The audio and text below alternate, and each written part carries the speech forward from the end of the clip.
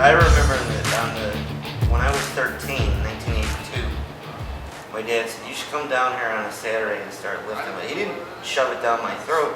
He was like, you should come down on a Saturday. And I went down there, and I was skinny. I was 114 pounds. Sure. And so I'd get up first thing in the morning, 7 o'clock, and we'd be down there getting ready by 8. And it'd be all day long. I mean, all day, like after 5 o'clock, by the time we're done. And so I started lifting when I was 13, and I started competing at 14, 1983. And from 83 to 87, I set world records in 3 divisions: the men's, the teenage, and the open in the United States.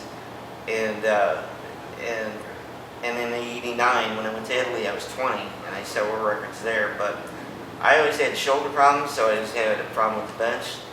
But I always had real strong legs, and the way my dad, he would take your structure of how you were built, and he would create your form. Because when I started lifting, we started me with like the narrow stance and that, and it just didn't work.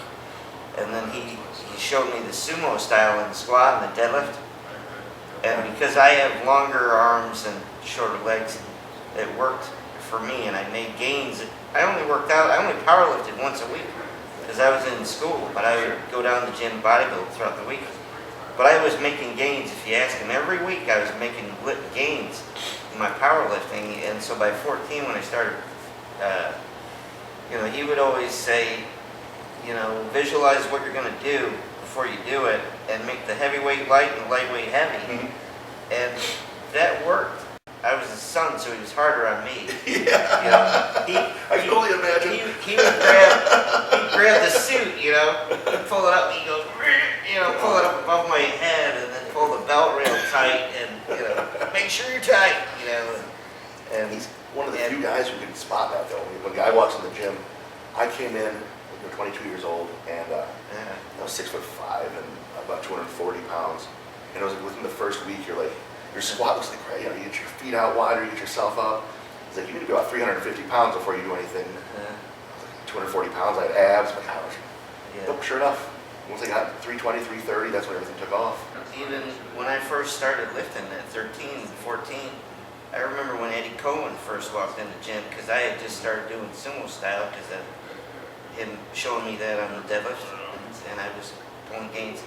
I got to where I could squat 505 and deadlift 505 at a teenager, and I was about 140 pounds.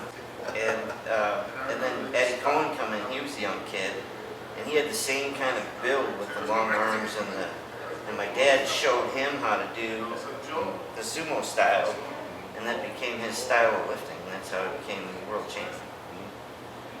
Ed was probably very fortunate that he was probably the only boy that I knew that his mother would ask him to mow the yard, and they had a small yard, and he wouldn't do it.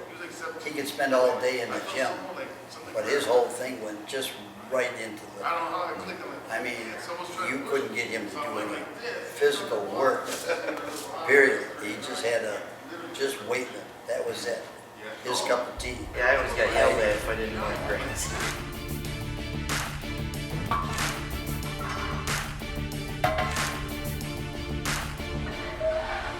I think that you got to do